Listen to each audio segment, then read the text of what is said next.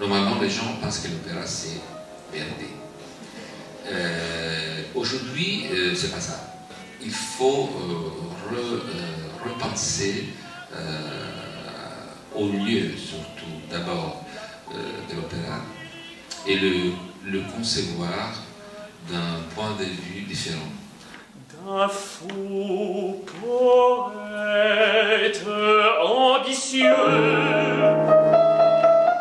vicieux à la fois, orgueilleux et vaniteux,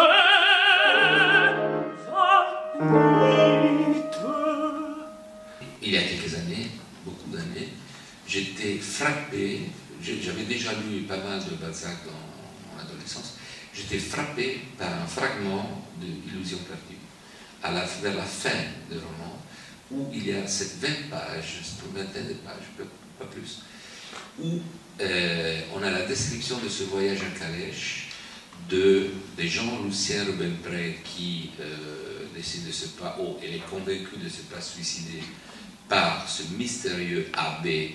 Il m'a tellement frappé que je l'ai amené avec moi pendant des années, des dizaines d'années, et je voulais faire quelque chose. Est-ce qu'on peut dire que donc, cet opéra total dont tu parlais tout à l'heure, ce spectacle total, c'est un spectacle donc sur le cynisme? C'était le thème du cynisme qui t'intéressait? Oui, c'est la représentation du cynisme qui devient nihilisme. Donc la manipulation, c'est un fait énorme. Aujourd'hui, à travers les médias, c'est un pouvoir, on peut changer même la vérité, renverser la vérité d'un jour à l'autre.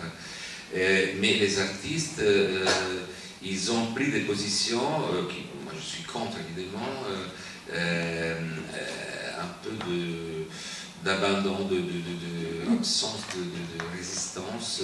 Peut-être qu'on peut demander à Marielena Bertini quelque chose. Est-ce que déjà vous partagez sur le personnage de Vautrin et sur Balzac?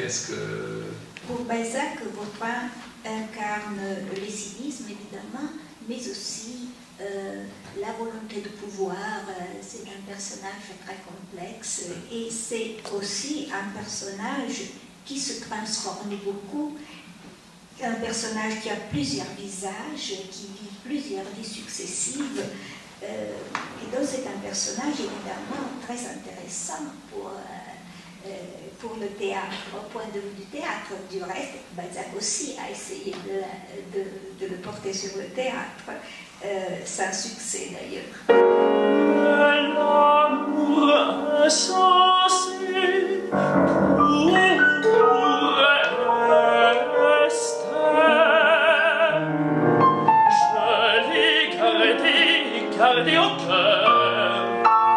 Susanna Malchi, alors, qu'est-ce que ça veut dire de diriger un opéra de Luca Francesconi? C'est une aventure, c'est un plaisir, bien sûr,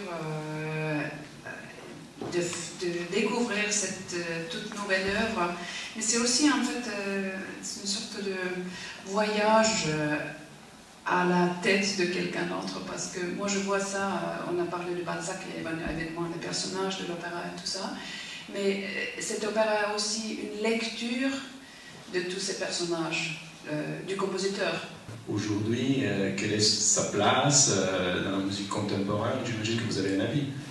Mais ce que je trouve très intéressant dans le travail de Luca, justement, c'est la compréhension, la compassion, comment montrer les personnages avec des qualités différentes musicalement. Il y avait beaucoup de matériel, d'histoire, de personnages, et donc condenser tout ce monde dans un opéra, il faut faire des choix. Et comment tu as travaillé? Ça c'était 8 mois de travail que sur le livret. J'ai fait moi-même le livret et c'était vraiment une entreprise énorme. À un moment donné, j'avais fait une espèce d'esquisse, d'ébauche, de brouillon, avec tous les scènes l'un après l'autre, qui étaient plus ou moins 35 mètres de longueur. Mais il y a aussi un élément dans cet opéra qui est particulièrement quelque chose de notre temps, et c'est le cinéma. parce qu'il y a des solutions dramaturgiques qui sont très typiques pour le cinéma, que normalement on ne peut pas faire au théâtre, ou on ne faisait pas avant le cinéma peut-être. Et il y a le flashback. Est-ce que tu as pensé la musique cinématographique consciemment, ou c'était un choix? Comment ça s'est venu? Il y a des paramètres espace-temps qui changent. Nous, je pense, on n'est pas préparés. Donc, dans le trou, dans le gap qui a été créé par cette technologie, donc le corps et le résultat, il y a un trou, il y a un vide, et au niveau de outils culturels, on n'a pas encore développé des outils pour comprendre qu'est-ce qu'il faut faire avec ce trou. Et la question c'était sur le cinéma. Est-ce que tu avais pensé en termes de cinéma? À propos de longueur. Mais cette idée de scène qui change, de plans, qui change, de la mise en abîme des différents... C'est une chose qui m'a toujours fasciné. Et vous savez qu'en théâtre, surtout à l'opéra, c'est extrêmement difficile de faire des changements de scène rapidement. Donc, c'était un peu mon obsession toujours. Et là, je pensais que c'était plutôt un parallèle.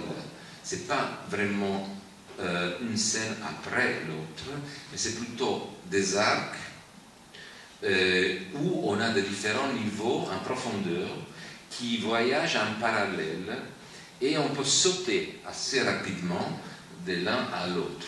Oui, je voulais dire une chose, c'est-à-dire que la scène de laquelle Luca est là, donc cette scène où Herrera expose ses théories à Lucien et essaie de le séduire, c'était la scène préférée par Proust dans toute l'œuvre de Balzac.